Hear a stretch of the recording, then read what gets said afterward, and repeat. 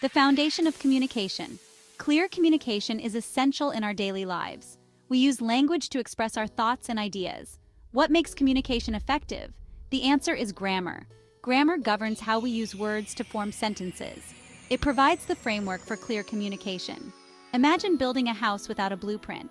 It would be chaotic and frustrating. Without grammar, sentences become jumbled and unclear. This leads to misunderstandings and misinterpretations. Mastering grammar is like laying a strong foundation. It provides the structure needed for effective communication.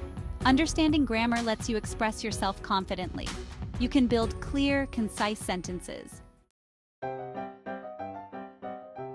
Building blocks of language understanding sentence structure. Every sentence conveys a complete thought. We need to understand subjects and verbs. The subject is who or what the sentence is about, while the verb describes the action. Consider the sentence. The cat sleeps. Cat is the subject and sleeps is the verb. Without these elements, the sentence is incomplete. Sentences can be short or long, but they follow this basic structure. Understanding this helps you write clear and correct English. Mastering sentence structure avoids common errors and improves clarity. Section 3. Mastering verbs, the engine of your sentences. Verbs are the heartbeat of your sentences, infusing them with life and action. They tell us what the subject is doing or experiencing. Understanding verb tenses is crucial for conveying when an action happened, in the past, present, or future. The simple present tense describes actions happening now. I walk, she sings, they eat. The simple past tense describes completed actions. I walked, she sang, they ate. And the future tense describes actions that will happen. I will walk, she will sing, they will eat. Each tense has its own rules and forms, but mastering them is essential for expressing yourself accurately. Using the wrong tense can lead to confusion and miscommunication. For instance, saying I eat breakfast yesterday would be incorrect because eat is in the present tense, while yesterday refers to the past. Verbs are a vast and fascinating part of English grammar, with various forms and functions beyond simple tenses. However, by grasping the basics of verb tenses, you'll be well equipped to construct clear and grammatically sound sentences, bringing your thoughts and ideas to life.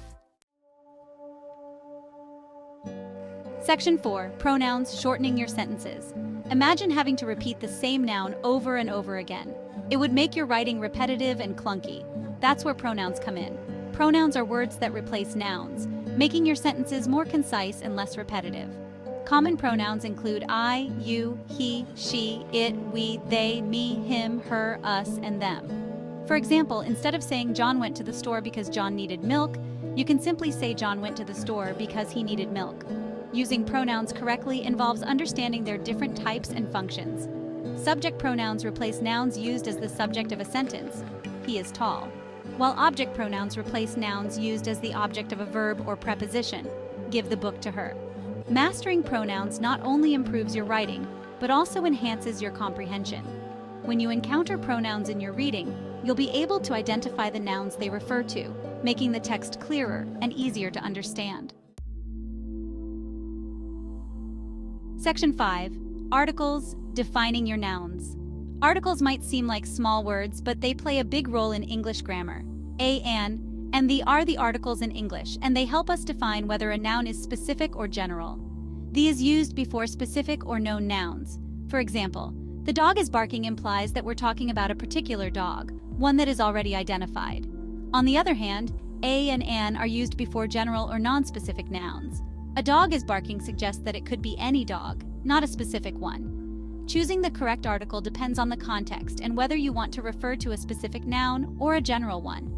Using the wrong article can sometimes lead to misunderstandings, especially when the meaning depends on the noun being singular or plural. While the rules for articles might seem a bit tricky at first, with practice, you'll develop an intuitive sense of when to use a, an, or the. This will make your English sound more natural and fluent. Section 6. Adjectives and adverbs. Adding color to your language. Adjectives and adverbs are like spices in cooking. They add flavor and depth to your sentences. Adjectives describe nouns, providing more information about their qualities. For example, the blue car or the tall building. By adding blue and tall, we get a clearer picture of the car and the building. Adverbs, on the other hand, describe verbs, adjectives, or other adverbs, explaining how, when, where, or to what extent something happens. He runs quickly, she is very talented, and they laughed loudly are examples of adverbs modifying verbs. Using descriptive language makes your writing more vivid and engaging.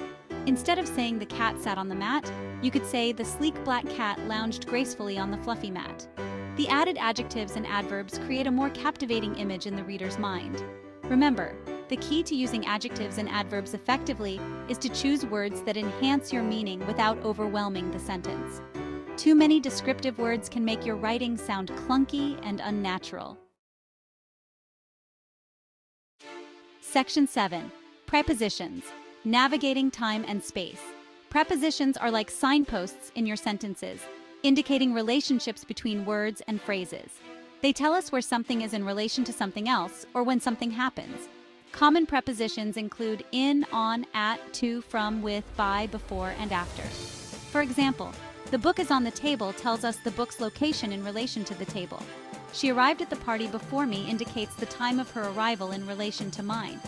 Prepositions help us understand the spatial and temporal relationships between different elements in a sentence.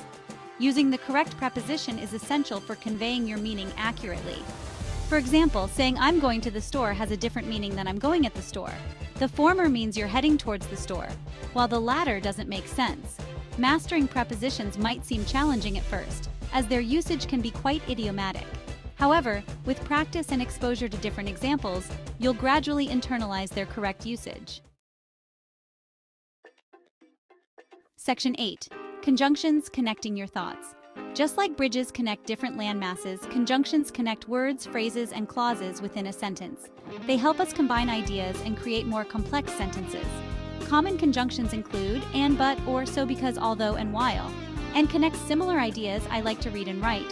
While but connects contrasting ideas, she is tired but happy. Because introduces a reason, he stayed home because he was sick. And although introduces a contrast, although it was raining, they went for a walk. Using conjunctions effectively allows you to express relationships between ideas more clearly and concisely. Instead of writing two short, choppy sentences, you can use a conjunction to combine them into one smoother, more sophisticated sentence. Understanding the different types of conjunctions and their functions will help you write more complex and nuanced sentences, conveying your thoughts and ideas with greater clarity and precision. Section 9. Practice makes perfect, applying your grammar skills. Learning grammar is like learning to play an instrument or a sport. It requires consistent practice to develop fluency and accuracy. The more you use English grammar in your daily life, the more natural and intuitive it will become. One effective way to practice is by incorporating new grammar rules into your writing and speaking. Start by writing short paragraphs or dialogues using the concepts you've learned. As you progress, gradually increase the complexity of your sentences and the variety of grammatical structures you use. Another helpful tip is to engage in conversations with native English speakers or fluent learners. This will help you get accustomed to the natural flow of English and identify areas where you need further improvement. Don't be afraid to make mistakes. They are valuable learning opportunities. Remember, language learning is an ongoing journey, not a destination. Be patient with yourself, celebrate your progress, and enjoy the process of becoming a more confident and fluent English speaker. Section 10. Conclusion. Your journey to fluent English. Mastering basic grammar is the first step on your exciting journey to becoming a fluent English speaker. By understanding the fundamental building blocks of language, sentences, verbs, pronouns, articles, adjectives, adverbs, prepositions, and conjunctions, you'll gain the confidence to express yourself clearly and accurately. Remember that learning a language takes time and effort. Be patient with yourself, embrace mistakes as opportunities for growth, and celebrate your progress along the way. The more you practice using English grammar in your daily life, the more natural and intuitive it will become. As you continue your language learning adventure, remember that resources like grammar books, online exercises, and language exchange partners are valuable tools. Don't hesitate to seek help when needed and surround yourself with a supportive learning environment. With dedication, practice, and a positive attitude, you'll steadily progress towards fluency, unlocking a world of opportunities for communication, connection, and personal growth.